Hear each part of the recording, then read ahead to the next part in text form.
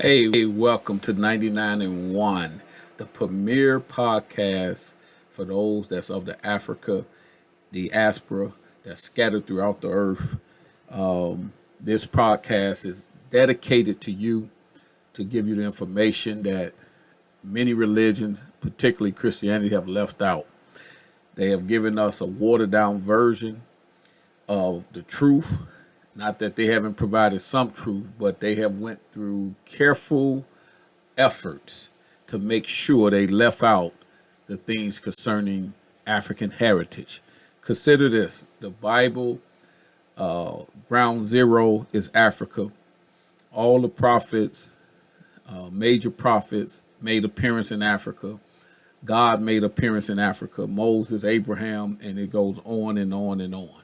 And yet, their narratives have somehow bypassed Africa and bypassed the people that the Bible talk about. Now, it was no promised seed before the flood, but because he destroyed a whole civilization except 8 people, he came up with a new plan.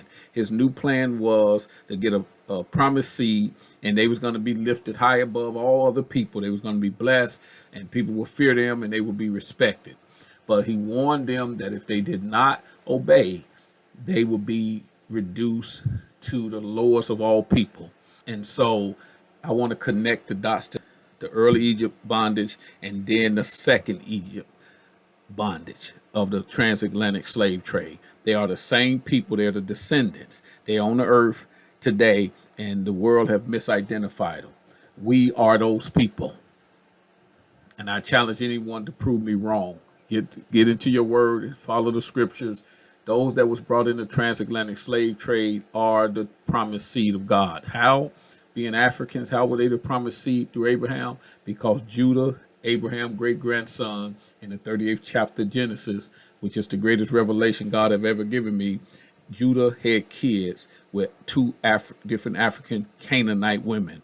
And those were the ones that was prophesied that would go into bondage. And so they became the tribe of Judah. And they ended up on the west coast of Africa many thousands of years later. And they were the people that was taken in the slave trade to fulfill a promise that thy seed, when God told Abraham 1,000 years in advance, know of a surety that your seed will be a stranger in a land that is not theirs. And they shall serve them, inflict them 400 years. He was talking about the ones that was brought in the slave trade. And so it was not early Egypt. And so in Deuteronomy 28:68, this is after the original bondage in Egypt. Moses is talking to those Israelites who are the foreparents of those that was brought in the slave trade. I know you never heard of this, but follow me with it. It's deep. I didn't learn this from man. God taught me this, and I'm going to show you clearly. So Deuteronomy 28:68, mark this down and check it later. But the Lord, Moses is warning them, and he's telling them that they have to obey God or they will go into bondage. Because if they don't obey, they was going to go into slavery, and they was going to serve the 400 years that he had told Abraham in the past. And it feels fulfilled Noah's promise that they will become servants. So all this line up together, and it's all been left out of the narrative of Christianity. And so the Lord, Moses is saying in Deuteronomy 28:68, and the Lord should bring you back to Egypt again. Now this is his warning to them. And there you should be sold to your enemies as slaves. And he's telling them that if they did not hearken unto the word that God had given them, you should be brought to Egypt again. What did he mean by that? Egypt is, America is the second Egypt. Remember, the nickname for Egypt in the Old Testament was the land of bondage. Many times the Bible referred to it as the land of bondage. So he's saying bring you, and the Lord shall bring you. Notice that not man, but the Lord should bring you back to Egypt again. So this is a second Egypt. He's not talking about the old Egypt. He's talking about America, which is the new Egypt. He was going to bring them into bondage. There you should be sold. Notice that term. You shall be sold in this place to your enemies. Notice he's calling them your enemies as slaves. And so that's in Deuteronomy 28:66. So that's exactly what happened, because they continue to fail God. And as they fail God over thousands of years, he sent all type of prophets. The prophets in the word of God, they were sent to the same group of people generally, and they was telling them and warning them. So when the slave trade took place, God had already given everything he could give, and his last resort was to give his only begotten son, and they rejected him. Yes, that was our ancestors that rejected the Son of God. And so he turned from the Jews and he went to the Gentiles. So the Gentiles could not have been the people that was in early Egypt or the prophets, because they was just not getting into this knowledge after the resurrection and ascension of Christ. And so the Gentile dispensation started after Pentecost. And so that's how that took place. So they could not have been part of the law, part of the promise, or the seed of Abraham. And Gentiles are all European descent. They are the Gentiles. In the Christianity, they have confused that up and have people confused on who the Jews, who are the Gentiles. The Gentiles, according to Genesis 10, are all those of European descent. And so keep that in mind. And Gentiles are not Jews, and Jews are not Gentiles. That's not how that works. And so he said they will be taken again back to Egypt, which is America. And so I want to read a piece actually in Jeremiah, which is, he confirmed what Moses said. So keep that in mind. Jeremiah 16, I must read in verse 10. And it shall come to pass, when thou shalt show this people all these things, and they shall say unto thee, wherefore have the Lord pronounced all this evil against us? They ask the question, or what is our iniquity, or what is our sin that we have committed against the Lord our God? Now this is when they in this bondage and they trying to figure out, what have we done to create such hatred towards us? Then should thou say unto them, this is Jeremiah 16:11, then you should say unto them, because your fathers have forsaken me, said the Lord, and have walked after other gods, and have served them, and have worshipped them. Now keep that in mind. And have forsaken me, and have not kept my law. Now see, he was talking to, again, the Jews. He wasn't talking to the Gentiles. This was a message to the Jews. They was given the law. The Gentiles had not received the law until Paul came thousands of years later. And so you have done worse than your fathers, for behold, you walk everyone after the imagination of his evil heart, that you may not hearken unto me. Now he said, some people say, well, why are we being held accountable for our forefathers? He said, but you have done worse than your fathers, because you're walking after the imagination of your own heart. And so the message is to turn back to God. We have to turn back to God, the living God that the Bible talk about, not the European image that Christianity created, because the message of Christianity have been fitted to match the Gentile Christ. So it's a Gentile gospel, and that's to say is all wrong, because what they have done is have left out very important parts. So he says, therefore will I cast you out of this land into a land that ye know not. Now see, the same thing that Abraham was told, that they would be strangers in the land. He told Moses that they would be going to a land that they didn't know about. And now here's Jeremiah saying the same thing, that you'll be taken to a land that you know not, neither you nor your fathers. Now see, Egypt, he's not talking about early Egypt, because Abraham had been to Egypt hundreds of years before the Israelites went. Jacob had been to Egypt. In fact, Joseph, his son, was second in command when they arrived. So he was not talking about early Egypt. But you will go to a land that neither you nor your fathers knew. And that you shall, and it says, and there shall you serve other gods day and night, where I will show you no favor. Now notice this, he's telling Jeremiah this. Therefore, behold, the days come, said the Lord, that it should no more be said, the Lord liveth that brought up the children of Israel out of the land of Egypt. No more is going to be said that, but the Lord liveth that brought up the children of Israel from the land of the north, and from all the lands whether he had driven them. Now see, he's talking about a second experience that Christianity have totally left out.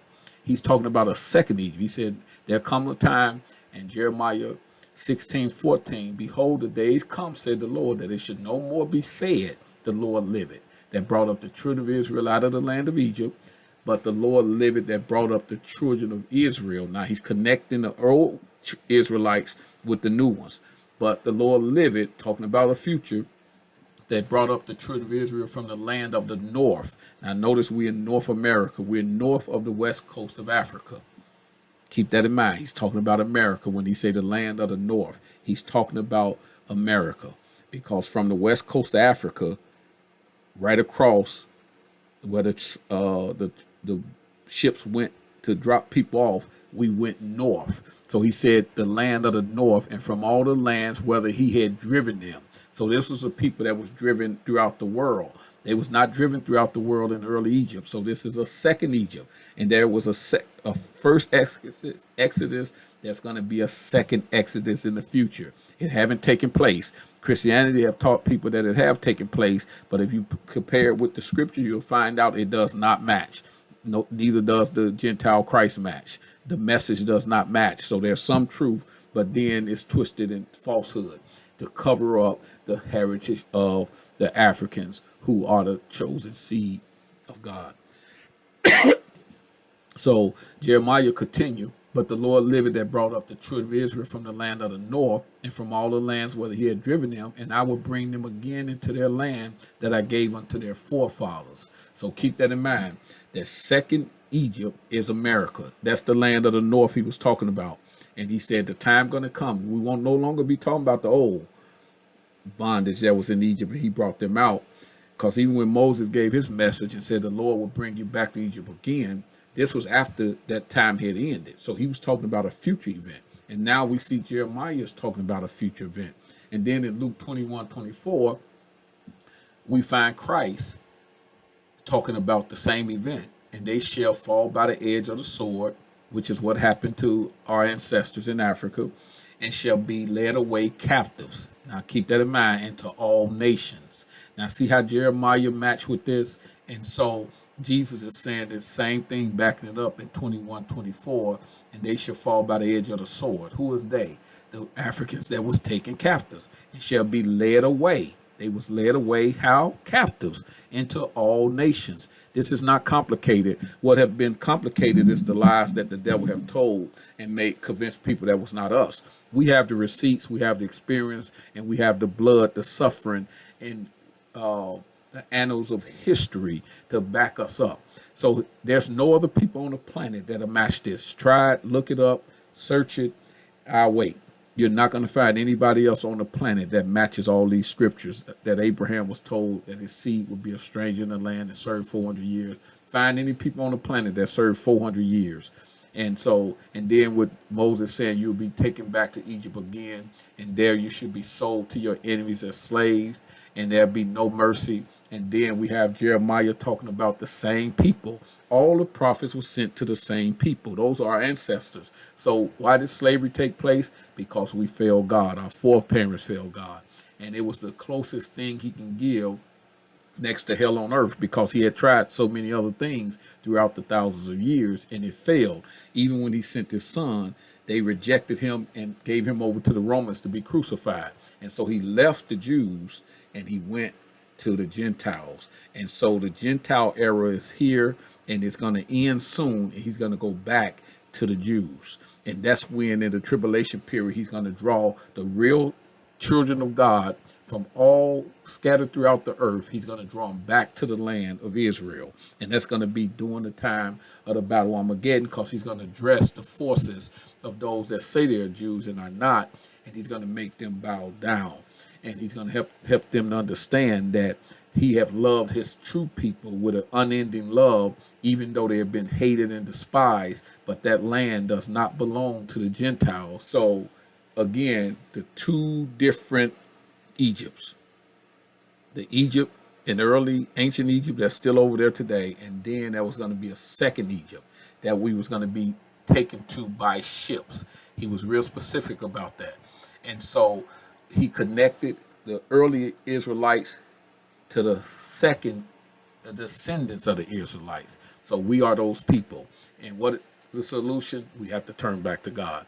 We have to humble ourselves and look to God. We have to begin to reckon with God and what our foreparents have done, and allow the Lord to deliver us from the bondage and the arrogance and the pride and the disobedience, and turn back to God and humble ourselves and allow Jesus to come in and walk after him. The Bible Jesus, not this European Gentile Jesus. That's not the Christ. That's the God that he said you'll be serving a foreign God day and night. That's not the Jesus of the Bible. That's a different Jesus.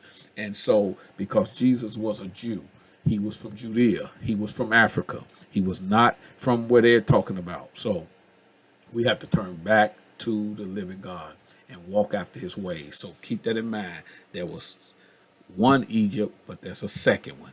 There was one Exodus, there's going to be a second one. And that second one has been hidden because they don't know how to unexplain the slave trade. And so they just left it out of their narrative.